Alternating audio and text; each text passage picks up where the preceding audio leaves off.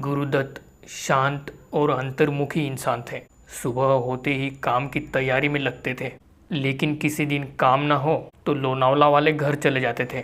वही उनकी पत्नी गीता दत्त का स्वभाव विपरीत था। गीता को अपने दोस्तों के साथ समय बिताना अच्छा लगता था।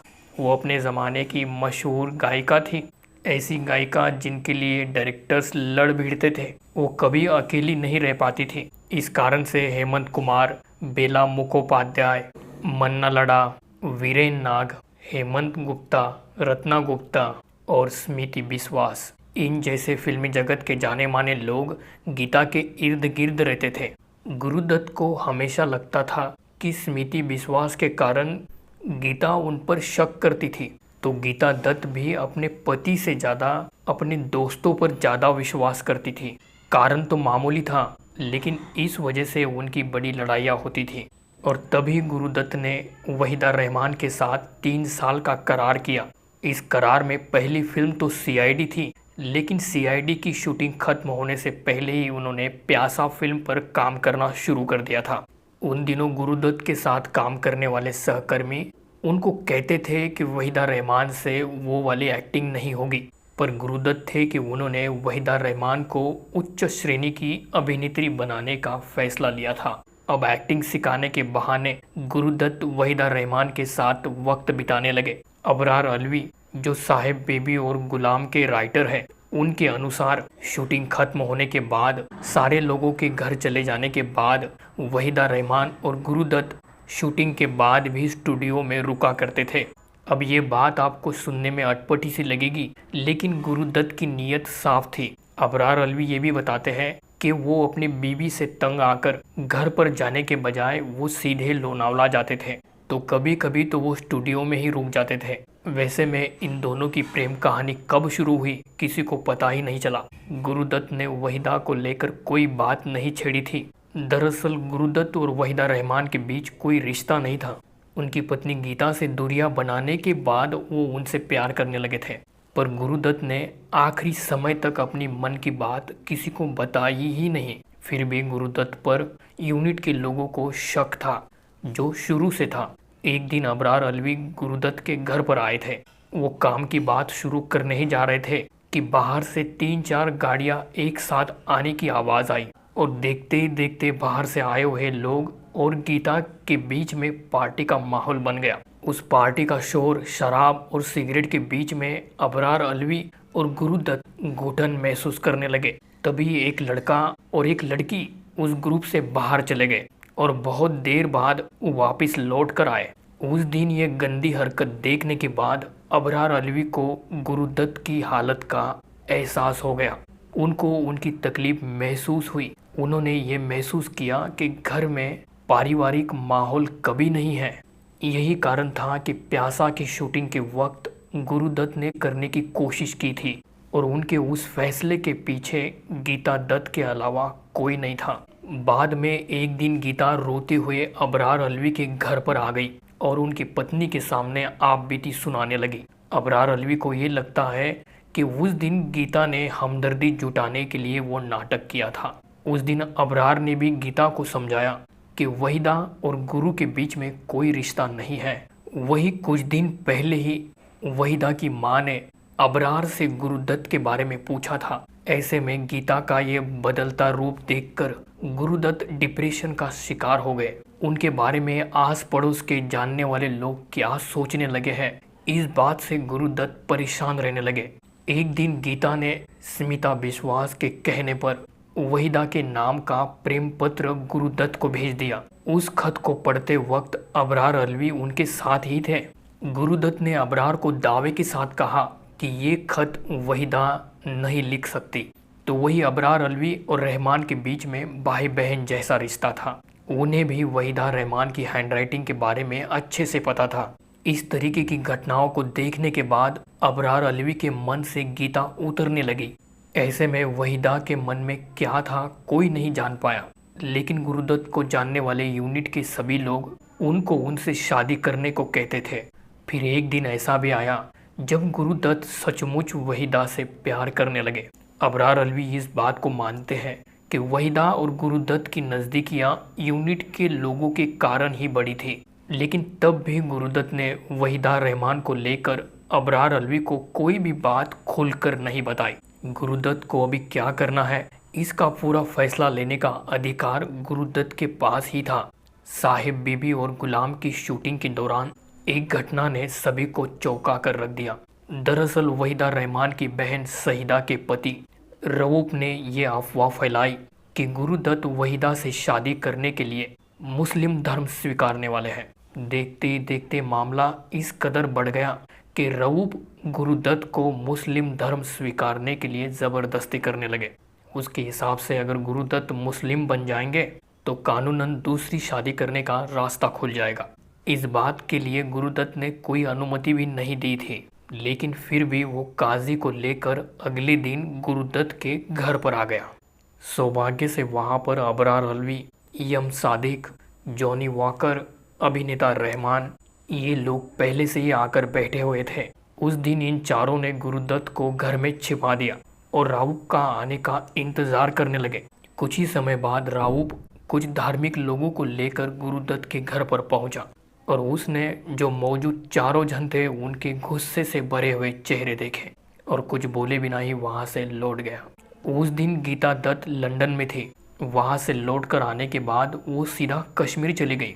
वहां से उन्होंने गुरुदत्त को फ़ोन लगाया और एक्सीडेंट होने का झूठा नाटक रचाया। अब इस खबर से गुरुदत्त बेचैन हो गए और कश्मीर जाने की तैयारी करने लगे। इत्तफाक से गुरुदत्त के दोस्त शाम कपूर जो कश्मीर से लौटकर आए थे वो उनको मिल गए। उन्होंने गुरुदत्त को ये जानकारी दी कि गीता दत्त कश्मीर में एंजॉय कर रही है, वो बिल्कुल सही सलामत है।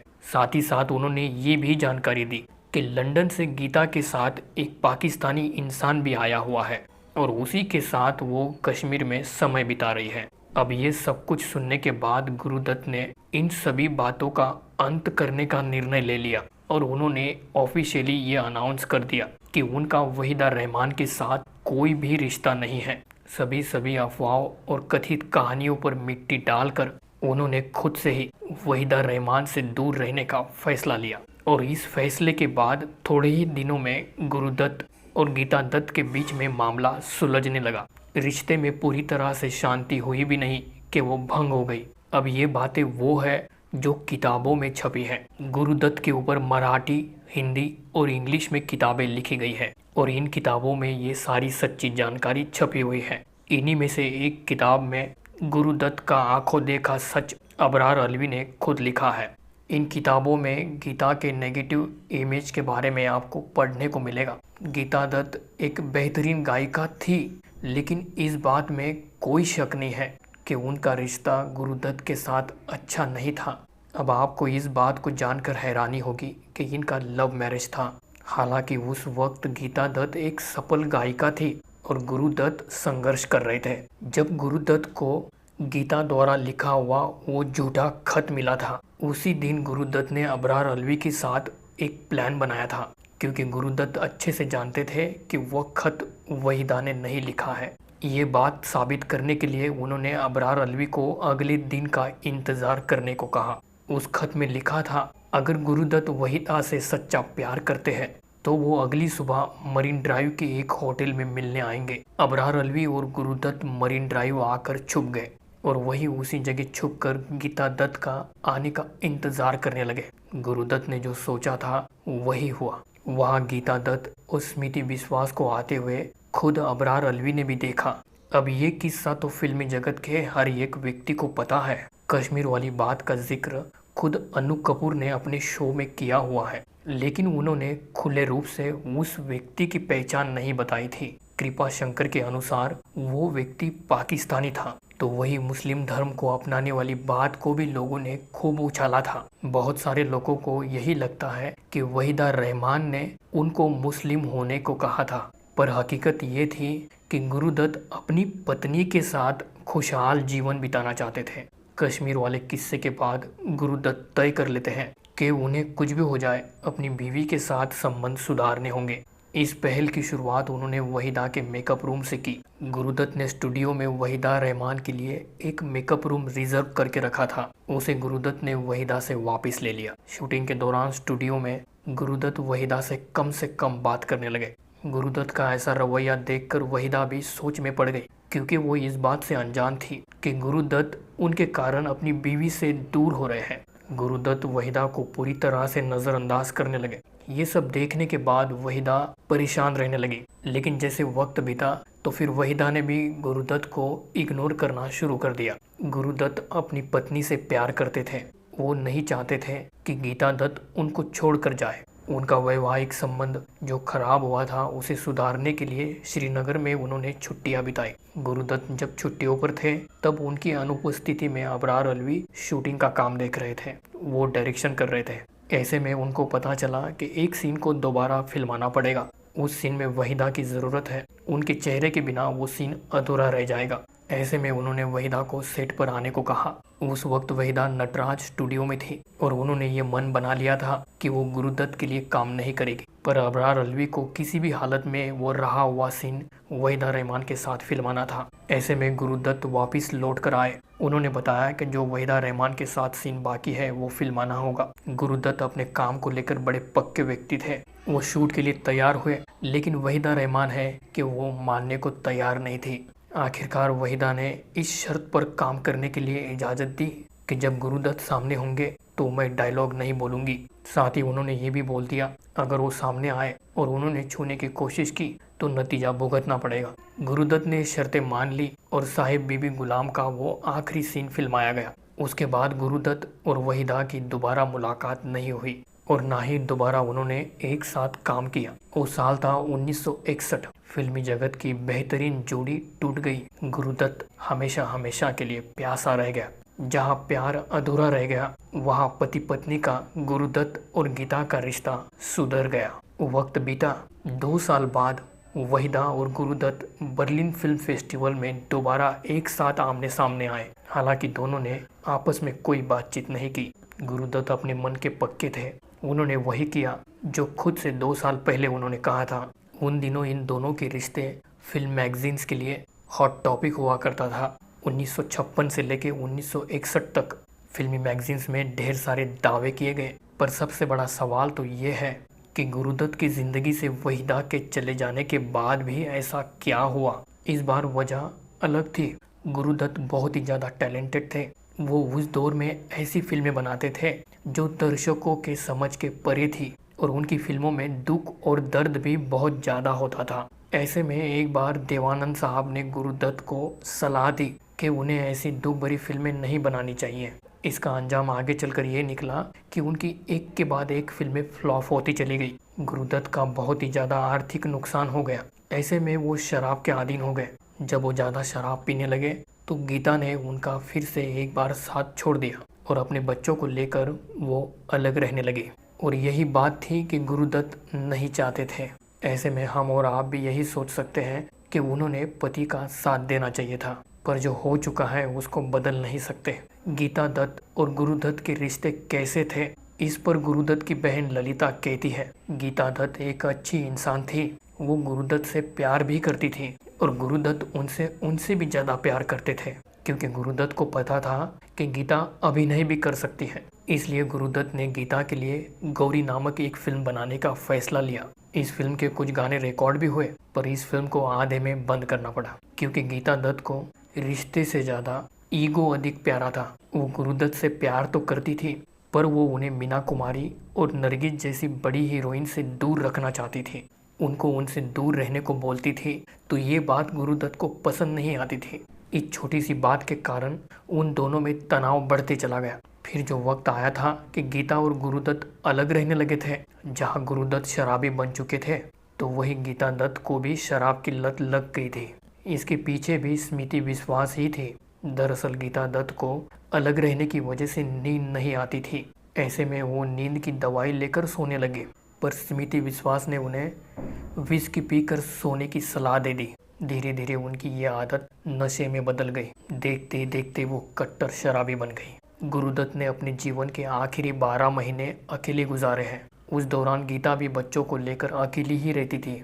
जब गीता और गुरु जिस बंगले में रहते थे वहाँ उन्हें डरावने सपने आते थे। उन्हें यह भी लगता था कि गुरुदत्त का बंगला भूतिया है, इसलिए वो गुरु को बंगला तोड़कर उस जगह पर बड़ी इमारत बनाने को कहती थी। गीता के लिए गुरु ने वो भी किया। ये किस्सा गुरुदत्त की बहन खुद ललिता ने बताया है। ऐसी घटनाओं के बाद गुरुदत्त ने अपना अंतिम निर्णय ले लिया। 9 अक्टूबर 1964 के दिन उनको अपने बच्चे से मिलने की इच्छा हो रही थी। उस दिन अबरार अलवी भी गुरुदत्त के साथ ही थे। उस रात उन्होंने कुछ नहीं खाया और वो अपने कमरे में चले गए। अबरार अलवी भी अपने घर चले गए और 10 अक्टूबर 1964 के दिन दरवाज़ा तोड़ना पड़ा।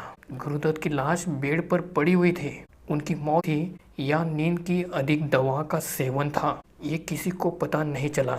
पर फिल्म इतिहासकारों के अनुसार उस दिन गीता भी वहाँ थी। उन्होंने ललिता से कहा, आप लोगों के लिए मैं गुरुदत्त की मौत की वजह हूँ ना। दरअसल गीता, वहीदा, गुरु इनमें से कोई भी दोषी नहीं था। दोष देना ही है तो जिद को देना चाहिए। अगर वो वहीदा को महान अभिनेत्री बनाने का जिद नहीं करते, अगर वहीदा खुद से गीता दत्त से बात करती तो मामला पहले ही सुलझ जाता। अगर गीता दत्त भी अपने दोस्तों से ज़्यादा अपने पति पर विश्वास रखती तो शायद गुरुदत्त नहीं करते। कम से कम गुरुदत्त ने देवानंद की सलाह मान ली होती तो भी अच्छा होता। जब गुरुदत्त की मौत हो गई उसके बाद में गीता को शादी के लिए प्रस्ताव आने लगे, पर गीता ने बोल दिया था कि वो गुरुदत्त के अलावा किसी और से प्यार नहीं कर सकती। उन्होंने अपनी आखिरी सांस तक अपने नाम के साथ गुरुदत्त का नाम लगाया। शराब के कारण उनकी सेहत कमज़ोर हो गई थी और 20 जुलाई 1972 के दिन मात्र 42वीं उम्र में गीता खामोश हो गई। गुरुदत्त की मृत्यु हो गई, गीता की मृत्यु हो गई, मगर आगे वहीदा का क्या हुआ? गुरुदत्त और वहीदा की प्रेम कहानी को लेकर जॉनी वॉकर ने एक बात बोल दी थी।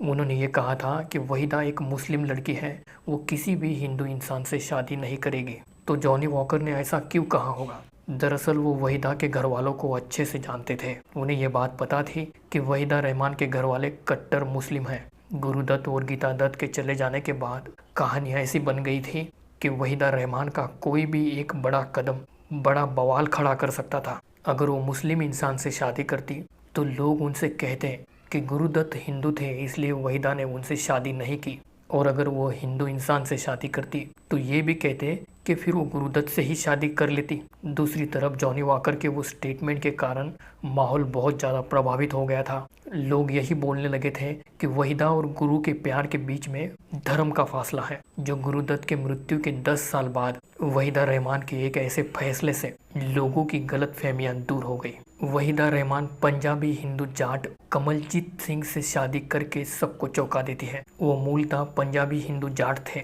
उनका जन्म 1931 दिल्ली में हुआ था। वो हैंडसम, टॉल और रईस थे। लोग उन्हें कहते थे कि तुम्हें हीरो बनना चाहिए, तो वो मुंबई आ गए। मुंबई आने के बाद उनकी मुलाकात वहीदा रहमान से हुई। शगुन फिल्म की शूटिंग के दौरान वो दोनों मिले थे। साल था 1964। कमलजीत ने ऐसे 13 फिल्मों में काम किया। सभी की सभी फिल्में फ्लॉप रही। फिर उन्होंने बिजनेस में ध्यान देना चालू किया।